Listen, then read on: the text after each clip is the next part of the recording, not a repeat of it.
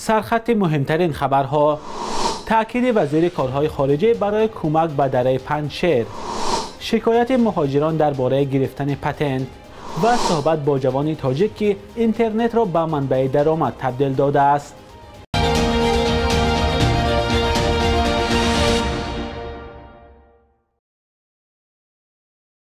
درود بیننده عزیز، امیدوارم که خوب هستید. این برنامه نوید بامدادی است. وزیر کارهای خارجه تاجیکستان و نمایندگان اتحاد اروپا مسئله افغانستان از جمله دره پنجشیر را بررسی کردند.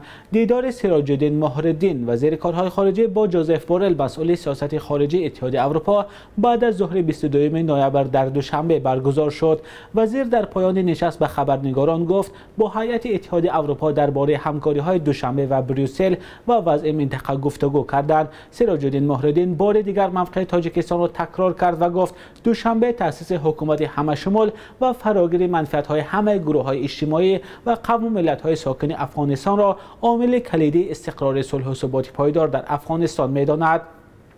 وزیر همچنین گفت هرچی تیسر از بین بردن نزاع و تشنج در ولایت پنجشیر توسط اعلان کردن آتش بس و گشادن راه‌ها برای رسانیدن کمک‌های بشردوستانه به مردم این منطقه از وظیفه‌های مهمترین دانسته شدند. دره پنجشیر که اکثراً تاجیک نشین است، از کمترین منطقه‌های افغانستان است که تا حال با طالبان مقاومت دارد. گروه طالبان از تسلط کامل به این دره خبر می‌دهد، اما نمایندگان جبهه مقاومت می‌گویند که طالبان هنوز پنجشیر را پر از زیر نظارت نگرفتند. یوتا اورپیلاینن عضو کمیسیون اتحاد اروپا اوید به همکاری‌های بین‌المللی بعد از واخری با سراج الدین مهرالدین گفت که صرف نظر از آنکه آنها گروه طالبان را همچون حکومت اعتراف ندارند، به مردم افغانستان کمک خواهند کرد. And when it comes to Afghanistan, I just wanted to add اما در مسئله افغانستان من میخواهم ilova کنم همان طور که نماینده عالی شرح داد ما در کنار مردم افغانستان هستیم. ما بسته به مبلغ 1 میلیون یورو برای مردم افغان و همچنین کشورهای همسایه جدا کردیم. این بسته ها از چند جزء عبارت می باشند. یکی از آنها کمک انسانی می باشد که 300 میلیون یورو را در بر می گیرد. قسمت دوم به ضروریات اساسی مردم بر می گردد که در داخل افغانستان هستند. بدون اعتراف کردن حکومت طالبان یا مشروع دانستن آنها یا هم همکاری با ساختارهای دولتی. جزء سوم برای پشتیبانی از منطقه است.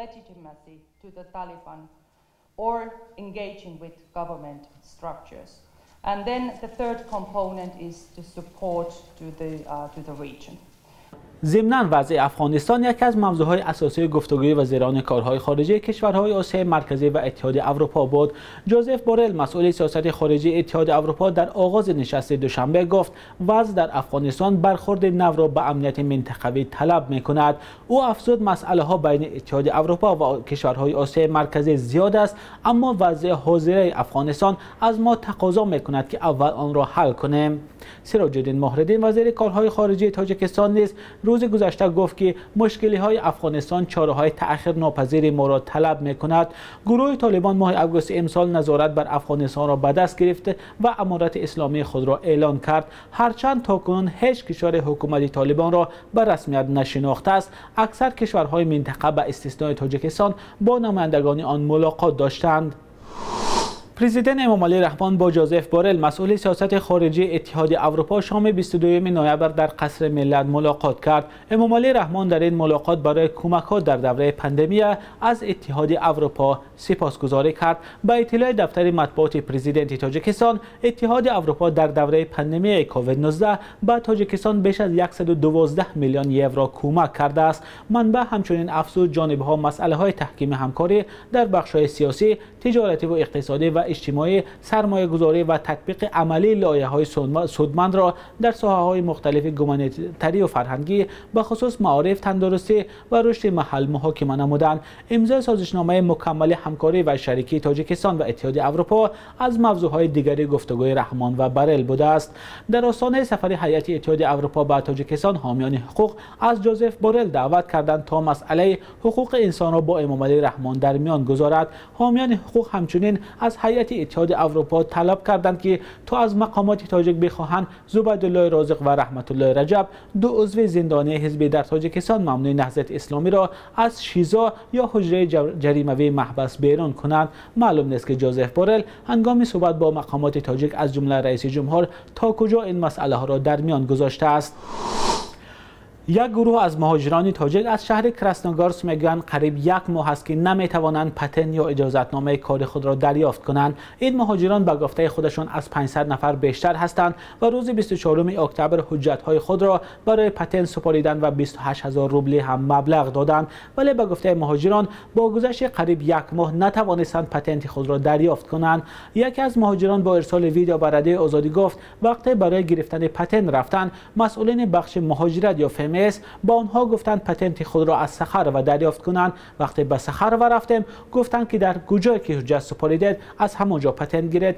خلاصه پولمان سوخت، میگویند که از نو حجت کنید. گفت این مهاجر پتن حجت اساسی برای مهاجران است که بدون آن شهروندان خارجی حق ندارند در روسیه کار کنند. سالهاست که مهاجران از مشکل دریافت پتن و نرخ بلند آن شکایت دارند. اگر شما هم در روسیه هستید لطفاً به ما نویسید که در این باره چه وضع دارید.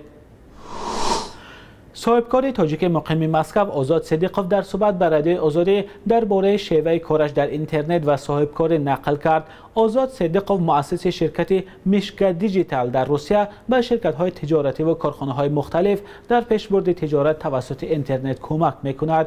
آزاد صدیقوف 6 سال است که در مسکو زندگی می‌کند و تا آن زمان به گفته‌اش به حیث خبرنگار در رادیوهای آزیا پلوس و وطن و بعداً به حیث متخصص تبلیغات و رکلام در شرکت بیلین کار کرده است. پاره از صحبت همکارم خیرمان بقازاده با آزاد صدیقوف را همراه می‌بینیم. از شرکت ها نام نمیبریم، ولی به نظر شما در تاجیکستان کدام طرح‌های موفق هستند که صرف بر پایه اینترنت کار و درآمد خود را راه اندازی کردند؟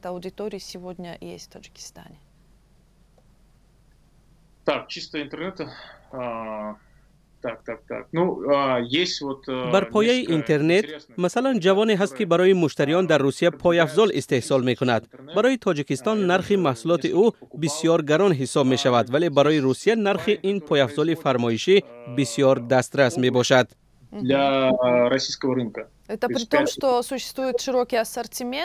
و این هم در حالی که در روسیه دسترسی به بهترین نمونه‌های پایافزال شرکت‌های معروف مثلا ساخت ایتالیا هیچ مشکلی ندارد.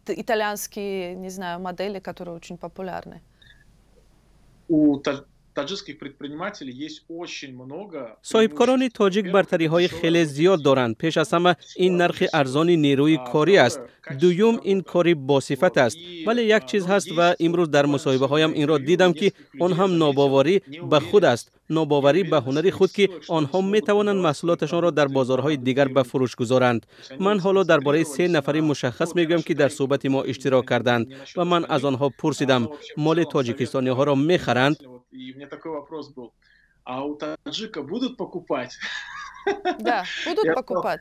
آزاد، شما راضی هستید که در شرایط کشورهای مثل تاجیکستان که بیکاریش بسیار بلند است و پیشنهاد بازار کاری محدود، اینترنت پیشرفته می تواند برای حل مسائل بیکاری و کمبودی‌های اقتصادی مساعدت کند؟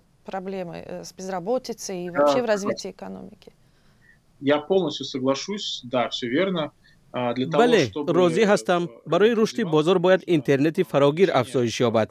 متاسفانه زمانی که من در بیلین کار میکردم دسترسی به اینترنت 25-30% را تشکیل میداد، ولی برای رشد این دسترسی باید حداقل 50-60% باشد. سر این مسئله کار باید کرد.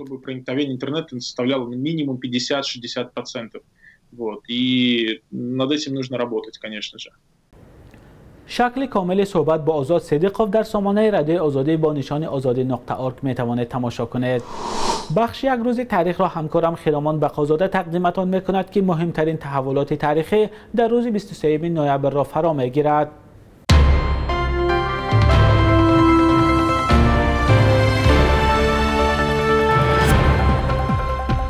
23 نوامبر سال 1930 با قرار کمیته مرکزی اجرایی تاجیکستان شوروی در جنوب جمهوری ناحیه‌های کولاب، فرخار، مومن‌آباد و در شمال ناحیه‌های عینی و پنجکن تأسیس شدند. ناحیه‌های جنوبی در مرز تاجیکستان با افغانستان جایگیر بوده، به حدودهای معموری ولایت امروزه ختلان و عینی و پنجکند به ولایت سوخت شامل شده. پنجکند نزدیک به مرز ازبکستان جایگیر می باشد. در اوج بحران زندان‌های تاجیکستان و بعد آشوب پرقربانی در محبس خوجند، 23 نوامبر سال 2018 منصور عمرов رئیس نظام زندان‌های تاجیکستان تعیین شد. رهبر سابقه‌دار پیشین این ساختار برای وجود مشکلاتی مثل شکنجه و بدرفتاری و پایمالشوی حقوق زندانی‌ها انتقاد می‌شد. منقدان گفتند با وجود نو شدن رهبر در کار زندان‌های تاجیکستان که بعد سال 2015 با زندانی‌های سیاسی پر شدند، اصلاحات بنیادی برای برطرف شدن شکنجه و بدرفتاری زندانی‌ها انجام نشد. 23 نوامبر سال 1924 زادروز ادبیاتشناس معروف تاجیک صاحب تبارف است که برای تحقیق و شناختن بهتر آثار ادیبانی معاصر و کلاسیکی تاجیکستان و جهان مثل صدرالدین عینی و پیرو سلیمانی، استروفسکی و سالتیکوف شیدرین کار زیادی انجام داده است. او یکی از منقدان پرکار بوده، بارها با ادیبان گوناگون وارد بحث‌های اصولی شده است و با این در رشد ادبیات سهم گرفته است. برنده جایزه دولتی به نام ابا عبدالله رودکی 91 سال عمر دید. شبانه روز گذشته قرب روبل روسی در تاجیکستان باز هم پایین رفته، ارزش دلار آمریکایی کمی بالا رفته است. حالا در بانک‌های تاجیکستان 1000 روبل روسی را به 150 سوم و 60 درم عوض می‌کنند. 100 دلار آمریکایی باشد به 1129 سوم و 94 درم برابر است.